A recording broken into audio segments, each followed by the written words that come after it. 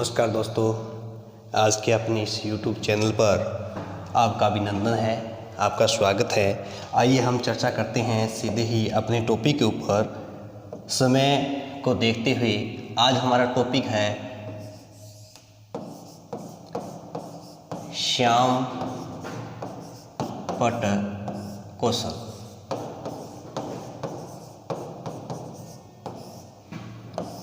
श्यामपट्ट कौशल हमारा टॉपिक रहेगा। आप सबको पता है श्यामपट्ट कौशल में मुख्यतः किन चीज़ों के ऊपर फोकस किया जाता है। श्यामपट्ट कौशल के अंदर जो भी अध्यापक क्रिया करता है, छात्र अध्यापिका क्रिया करती है, उसको ब्लैक बोर्ड के ऊपर, इस श्यामपट्ट के ऊपर किस प्रकार से लिखा जाए, तो इसमें कुछ सावधानियां हैं। उन सावधानियों को ध्यान में रखना होता है।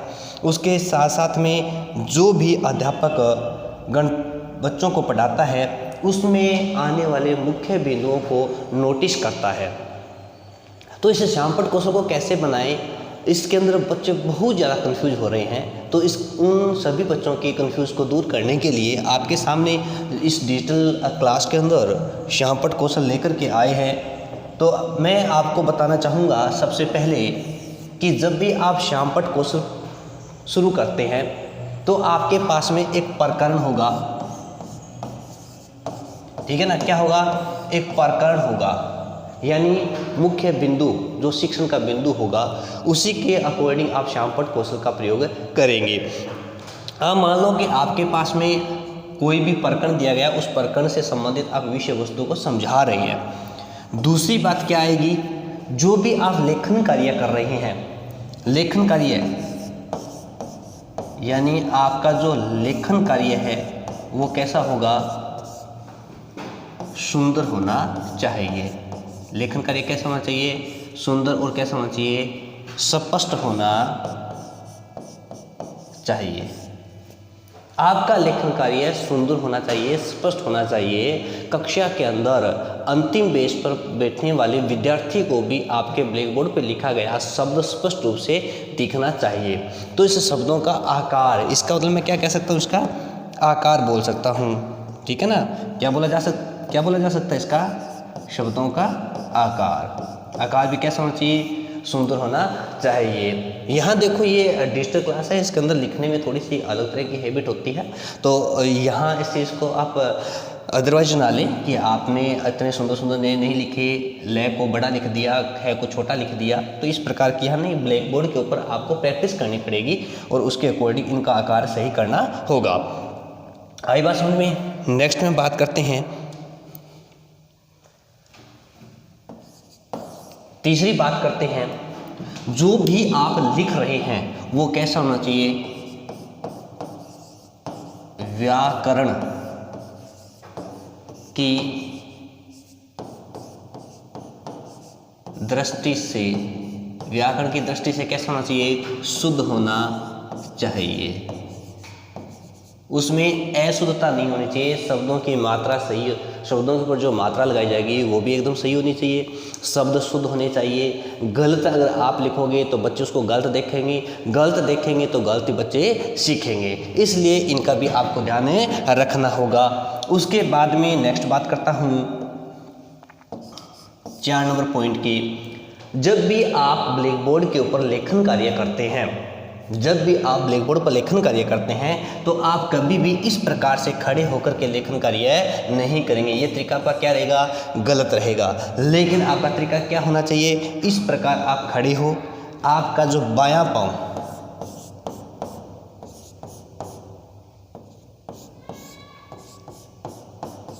बायां जो आपका पांव होगा वो क्या होना चाहिए? आगे निकलना चाहिए, आगे हो, ठीक है ना। बायां पांव आपका क्या हो? हमेशा आगे होना चाहिए। आई बात समझ में आपको?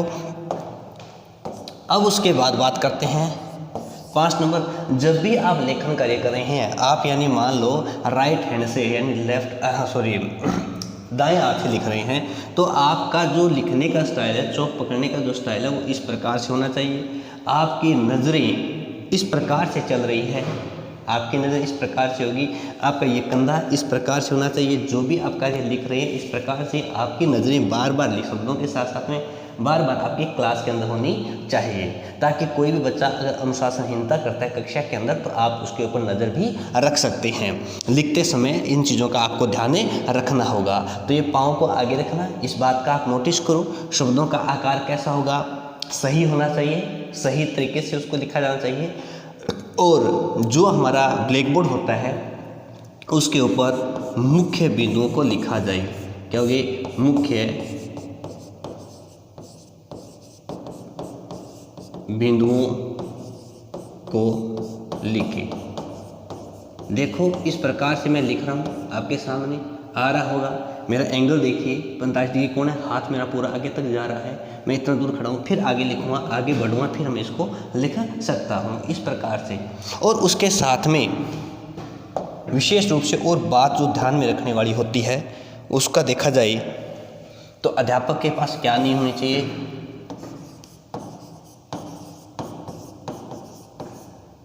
चमकीली पोशाक नहीं हो।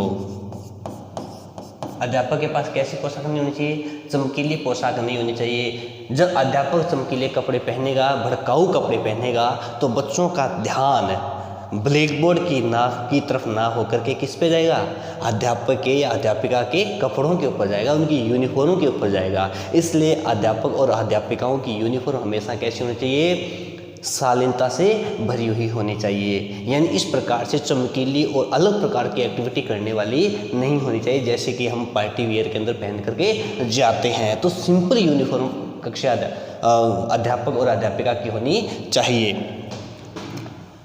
नेक्स्ट 6 नंबर हम बात करते हैं, जो भी आप लिख रहे हैं उसमें ऐश्वर्य तो होनी नहीं चाहिए। और उसके साथ में जो भी आप लिख रहे हैं तो ये जो पंक्ति है, एक ये पंक्ति यहाँ से लेकर यहाँ तक की, इसी प्रकार इस पंक्ति के बीच में भी क्या होना चाहिए, स्पेस होना चाहिए।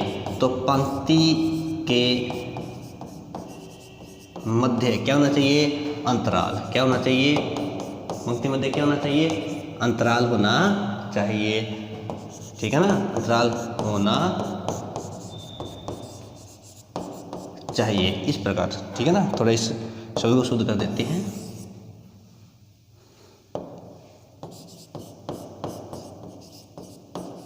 चाहिए, ठीक है ना, कैसा होना चाहिए, शुद्ध होना।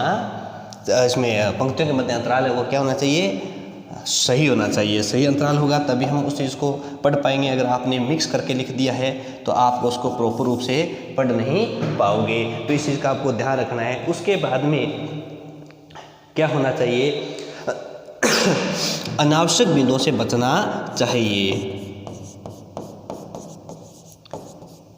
अनावश्यक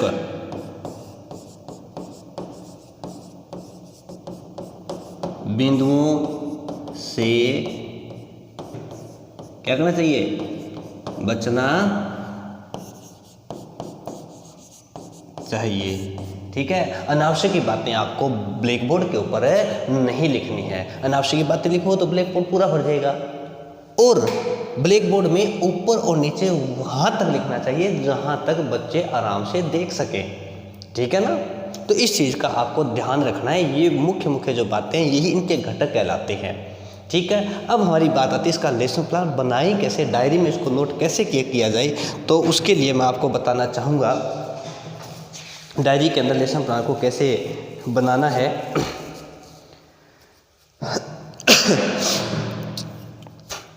आप सबसे पहले कौशल का नाम लिखेंगे। कौशल का नाम लिखेंगे। कौशल का नाम आपका क्या आएगा, श्यामपट कौशल। क्या आएगा, श्यामपट कौशल। कैसा हुआ, श्यामपट कौशल हुआ। फिर आप क्या लिखोगे इसके अंदर,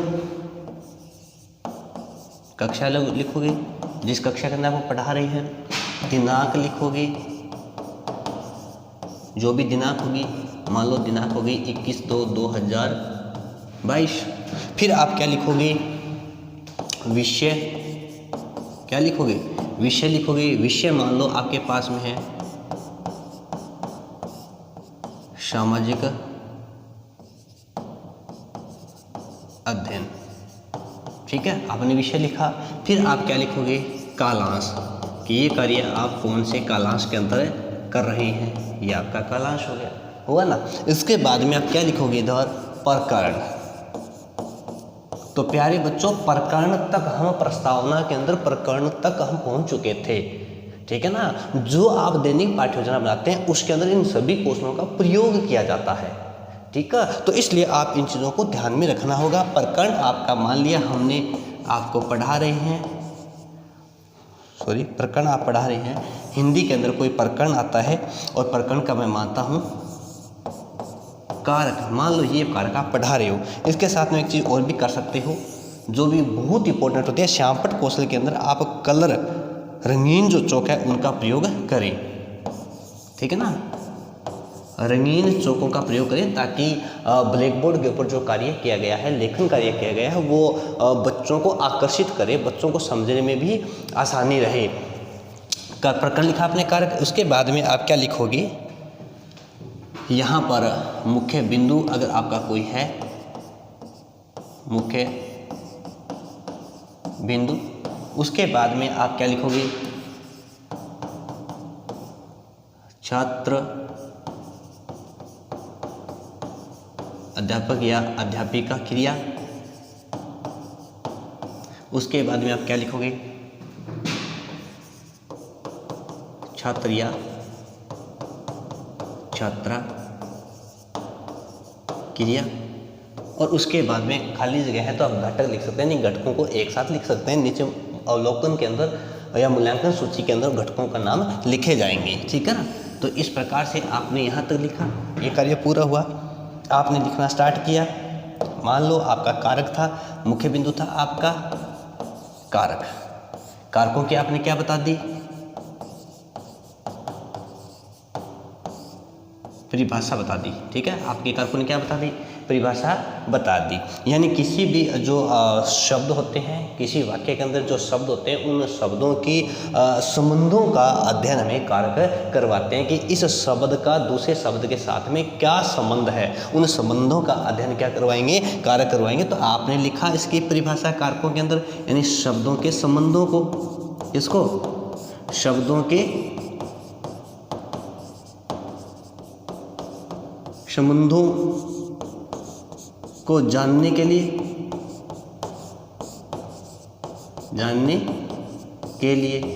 अब यहाँ छात्रों ने क्या क्रिया की, छात्रों ने जो भी क्रिया की, मान लो छात्रों ने क्या, छात्र क्या करें, छात्रों ने क्या किया, ध्यानपूर्वक सुनेंगे और क्या करेंगे, देखेंगे। ये कार्य कर रहे हैं छात्र, ये कार्य कर रहे हैं। अब बच्चों ने ध्यानपूर्वक देखा, छात्रों ने ध्यानपूर्वक देखा, अध्यापक ने ये क्रिया की, ये श्यामपट्ट के ऊपर कार्य हो गया। ये जो लेखन कार्य है ये आसानी से होने चाहिए। फिर हम बताएंगे कौन कौन से होते हैं, हम फिर नाम लिखेंगे, फिर हम नए कलर का चयन करेंगे। जैसे आपने नया कलर ले लिया, लिखा हमने कर्ता कारक, कर्म कारक, करण कारक। कर्ता को क्या लिखते हैं, कर्ता ने आगे क्या लिखेंगे, कर्म को, और क्या लिखेंगे, करण से। इस प्रकार से जो कारक आपने लिखा, आपको ब्लैक बोर्ड पे दिखाई दे रहा होगा। इस प्रकार से आप उस श्यामपट्ट कौशल के अंदर कार्य करेंगे। तो ये कुछ चीज़ें थी, तो कंफ्यूज होने की कहीं आवश्यकता नहीं है। इस चीज़ को देख करके आसानी से समझ के कोई भी आपका प्रकरण होगा, उस प्रकरण से संबंधित मुख्य बिंदुओं को आप ब्लैक बोर्ड पे लिखेंगे। डायरी के अंदर आप श्यामपट्ट यहाँ क्रिया बनाए, मुख्य बिंदु बनाए हैं, अच्छी बात है। नहीं बनाया, अपने क्रम संख्या दी होगी। ये 2 कॉलम तो आपने 100% बनाए होंगे, ये 2 कॉलम आपके पास 100% मिलेंगे। इन दोनों कॉलमों के साथ में आपको एक लास्ट में कॉलम बनाना होगा और उस कॉलम का नाम होगा श्यामपट्ट। क्या होगा, श्यामपट्ट। और इस श्यामपट्ट कॉलम के अंदर आपको ब्लैक जो चार्ट होगा उस चार्ट को लिखेंगे, मुख्य बिंदु लिखेंगे, यहाँ लिखेंगे कारक। ठीक है, कारकों की संख्या लिखेंगे। उसके बाद में लिखेंगे कर्ता कारक लिखा आपने, लिखा ना कर्ता कारक, आपने कर्ता कारक लिखा होगा। जैसे ही आपने कर्ता कारक लिखा, मान लो आपने लिखा कर्ता कारक तो कर्ता नहीं, उसके बाद में लिखोगे आप, फिर चेंज करोगे कर्म को, फिर आप चेंज करोगे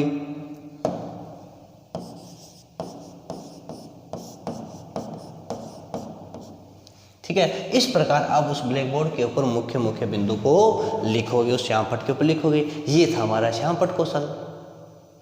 आ गई आपको समझ में? तो इस प्रकार से आपको श्यामपट्ट कौशल को पूर्ण करना होता है। आई ना बात समझे? तो इसी प्रकार नेक्स्ट के अंदर हम फिर पुनर्बलन कौशल लेकर के आएंगे, उदाहरण कौशल लेकर के आएंगे, उनके बारे में भी आपको डिटेल्स देंगे। तब तक के लिए जय हिंद जय भारत। आपको जरूर समझ में आया होगा, ठीक है ना? तो एक बार आप देख सकते हैं इसको, स्टार्टिंग में क्या क्या चीज़ें थी बताई मैंने।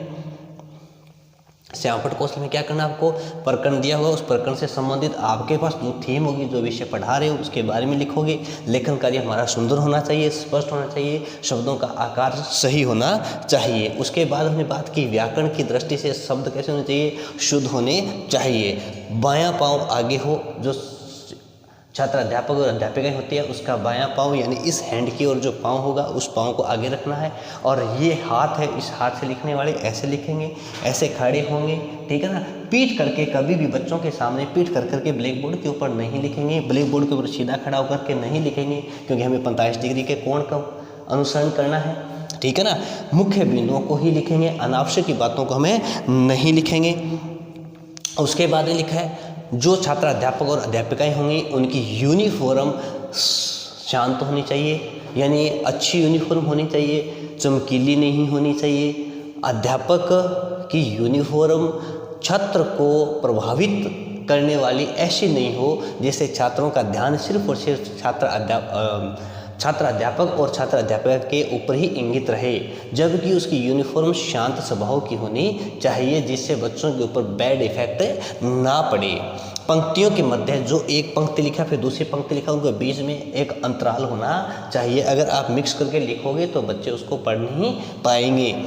अनावश्यक बिंदुओं को लिखना, ये बात पहले ही अपनी हो गई थी। उसके बाद में आपने को ये तरीका बताया था आपको कि श्यामपट्ट कौशल लिखेंगे, दिनांक लिखेंगे, कालांश लिखेंगे, प्रकरण का नाम लिखेंगे। उसके बाद में फिर आपने को एक डायग्राम बना करके बताया कि इस प्रकार एक प्रक्रिया होगी, उसमें मुख्य बिंदु होंगे, छात्र अध्यापक क्रिया होगी, छात्र क्रिया होगी, आगे श्यामपट्ट का यहाँ होगा। आप श्यामपट्ट यहाँ लिख सकते हैं, ठीक है ना? यहाँ पर आपको स्क्रीन पे दिखाई दे रहा है, तो अच्छी बात है, श्यामपट्ट आपको लिखना है। फिर मैंने आपको बताया लास्ट में का जो श्यामपट्ट होगा उसके ऊपर इस प्रकार से उन चीज़ों को लिखेंगे। तो ये तमाम बातें थी जो आपको लिखना पूरा ध्यान रखना था। उसके साथ साथ में आपको ये भी बताया मैंने कि ज़्यादा से ज़्यादा श्यामपट्ट कौशल के अंदर रंगीन चौक का प्रयोग करें, ठीक है? और पंक्तियों को सीधा लिखें। पंक्तियाँ हमेशा लिखते समय कभी भी नीचे की तरफ ऐसे नहीं लिखी जानी चाहिए। जो भी आप पंक्ति लिख रहे हैं वो इस प्रकार से लिखी हुई नहीं आनी चाहिए। पंक्ति आपकी एकदम सीधी चलनी चाहिए। इस प्रकार से जो लिखोगे यही आपका तरीका होना चाहिए। ये आपको बार बार अभ्यास करोगे तो ये आपको बहुत ही इजी लगेगी। ओके, मिलते हैं नेक्स्ट वीडियो की। जय हिंद जय भारत, बाय बाय।